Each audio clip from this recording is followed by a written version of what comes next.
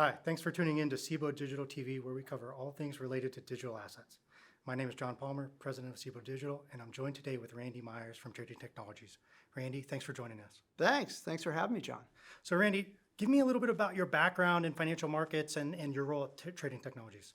My background is primarily in futures trading. So I spent 16 years at Geneva Trading, started as a trader, moved into management, and finally as a partner there.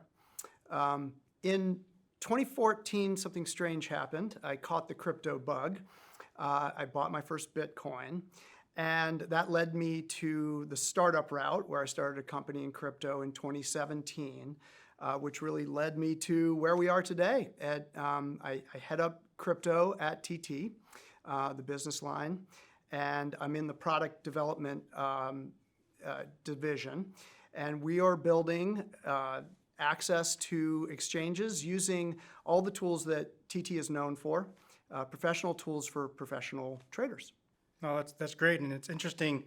Great career in traditional finance, we want to call it, but also almost 10 years in crypto. So I don't know if you would refer to yourself as TradFi or crypto native, or maybe we need to come up with a new term for the industry. Exactly. Well, I feel like that is our industry right now, right? I think there were some bleeding edge people, like myself, that I took more losers, trading losers below $1,000 than I did winners, right? So just to put it out there, but I think the whole industry is moving in that direction, where it was a fun thing to do, to try, it was an experiment, and now things need to get serious. It's money, and we need to treat it seriously. No, that's great. And I think it's a good segue into Trading Technologies' evolution in the asset classes that they cover. So could you give the audience a little bit of a breakdown of where TT got its start, and then maybe we can touch on what brought Trading Technologies into crypto specifically? Yeah, great question. So crazy, but TT, Trading Technologies, is 29 years old. And actually, I started using TT in 2001. I think you said 2004 for yourself. Right. So a lot of us in Chicago, New York, London, and elsewhere have been using the professional tools as professional traders, like the auto spreader, aggregator, and we can talk about those and what those tools are. But really, TT was built for futures, the futures industry. And today, as we sort of consolidate our position in the futures industry, we are a software company that provides access to 60 plus venues around the world in TradFi and many crypto exchanges as well. We are now moving into multi-asset. So a lot changed in the last 18 months. We got acquired by Seven Ridge. Cboe is an investor as well. And, we have a commitment now to move into multi-asset. So what does that mean? What is multi-asset? It's a fancy word. Basically, we're broadening our wings and moving into fixed income. We acquired Axe Trading, great fixed income business, which will become TT Fixed Income. We announced at IDX in June that we are building an FX business, and equities will come soon. So stay tuned on that. No, that's great. And so obviously multi-asset, we talked about a couple of them. How is TT approaching each of the asset classes as you look at them, including crypto, in terms of entering the space? And then maybe if you could elaborate on what products you're seeing demand from.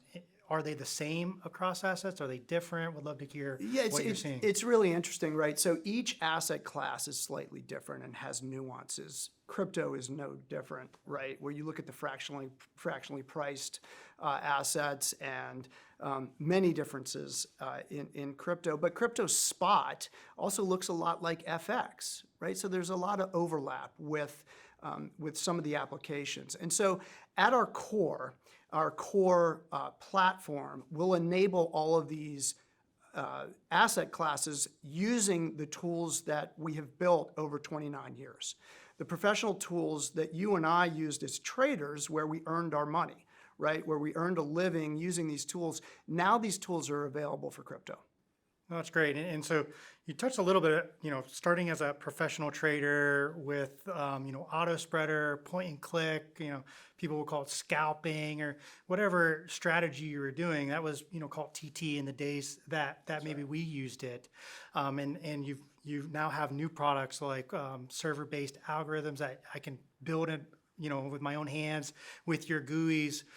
Are you seeing the same type of usage in crypto for those type of products, or do you see a different kind of evolution for your customers as they start to use your tools? A lot is going to be built. So if you look at what we've built over 29 years, that was primarily for the futures industry. But what we're building in TT Crypto, like an assets widget where you can see your balances from the exchanges, a lot of these things are being built today to service the different multi-asset, the different asset classes. So you talk about auto spreader. I first used auto spreader in 2001. So if you think about how battle tested that product must be, right? I gave feature requests to TT when I was a trader. I'm sure you did the same. Hey, it would be great if this could do that. And now those, TT got started at primarily serving the prop trading firm, but now our customers are the top 20 banks around the world, many asset managers and commercial hedgers, buy side, sell side, and the prop firms, which are super important to TT. So those tools have been built over the years and battle tested. And the idea is they all work seamlessly together. So an auto spreader, for those who might not know what we were doing with it, an auto spreader is a multi-leg trade, right? Where I'm buying one and selling the other primarily. And you can do 3, 5, 10 legs of that trade for relative value, arbitrage, or the basis trade, which is a big one in crypto, right? So you take that auto spreader, which is a great tool for basis, and you say, well, what if one of those legs I want to get best execution? In comes aggregator, a tool where you can plug in like contracts as one of the legs in your buy and sell auto spreader, right?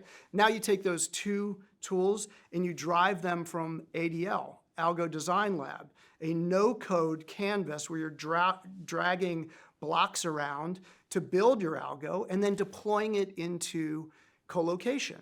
So you're very close to the exchange now. You're trading very quickly against the exchange, but let's say you want to route that trade to another exchange, right, around the world. Well, we have a global network to do that. And that is something very unique in crypto. There's no ISV like we are that routes trades around the world on a private network. That is the TT network, and it's a huge competitive advantage for us. That's really interesting, and I think really obviously sets you apart from your competitors and really fits kind of the challenges that we see in the crypto landscape today, in the sense that it is a global product and it's essentially really the first very well-known global product, maybe outside of FX, but even in a different light. Do you see challenges from your perspective as an ISV in dealing with the global nature of crypto versus maybe the U.S. futures market? Absolutely. The global challenge is a lot of that comes from how these offshore exchanges were sort of born into the cloud, right? And with I wouldn't say questionable technology, because things were spun up very quickly as an experiment. And you fast forward to where we are today, 9 years into this experiment, and those exchanges have exploded and are now robust in the cloud, as many traditional finance firms are now trying to move into, including their matching engine, into the cloud. So it's a really interesting dynamic how small startups, this is outside of finance as well, right? Small startups can really lead the way and find these new technologies.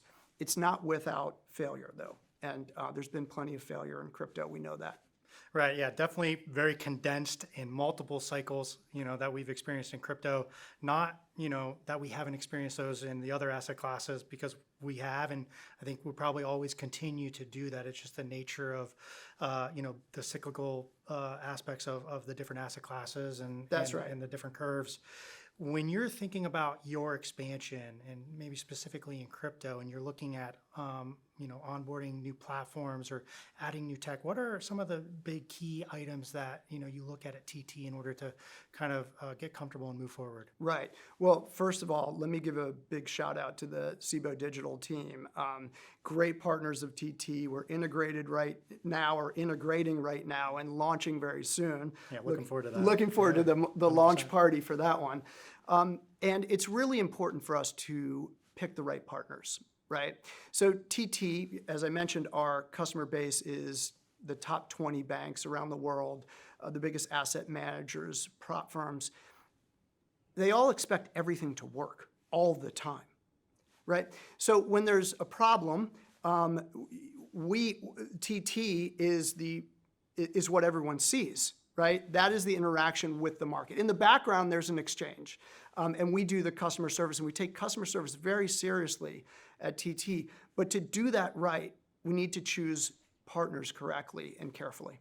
Got it. Yeah, I think it boils down to trust, right? It's something that I think in general the industry, specifically the crypto industry, is working through, right? We've seen those cycles. We've seen issues, nascent asset class growing pains with that, but ultimately we're seeing the needle or the ball move in the right direction. Yes. And as we see more and more institutional participants, at least at Cboe Digital, start to get into the counterparty risk, trust, associating, with like-minded firms, partnerships, but also the comfort, right? You mentioned, obviously, TT born early days of futures, has spent 29 years battle testing its code. That means a lot for your customers in terms of that comfort.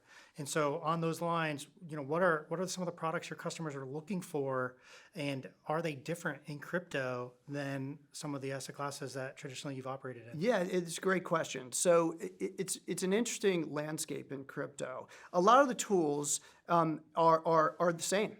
You want to execute your trade with confidence on a platform that's stable. Let's start with that. The MD Trader, which we mentioned before, which a lot of people call the ladder, or the TT ladder, was a very novel and unique way of showing market depth, right? And a one-click bid offer entry trade was a game changer for TT, and we built upon that foundation. The tools that came on top of that were the auto spreader, the aggregator, the ADL, but also the global nature of the platform, where exchanges need to talk to other exchanges in essence, so that we're connecting through our global network between two exchanges, where we're receiving market data into co-location and routing a trade to another exchange. And so that's really what our customers are asking for: stability, the tools they know from TT and they've traditionally earned their living using, and these professional trading teams, really demand high-performing software. We feel like we're filling that niche. No, I think that's really important, and I think a good point. So lightning round time now. So question for you is your wildest prediction focused on crypto in the next 12 months, 2 years. Okay, that is a great one. Let's start with America, right? There are 50 million Americans that own crypto. That's an outstanding, astounding number, right? Let's compare that to stocks. There's about 150 million families in America that own stocks, but the majority of them own it through a 401k or IRA, right? There's only about 20 million that directly own stocks in America. So 50 million own crypto, found a way to get on a crypto exchange and buy crypto, but only 20 million own stocks. And there's a whole robust industry around price hedging and servicing the stocks industry, right, and derivatives. It's not there for crypto yet, right? So here's my crazy off-the-wall idea of where things could go.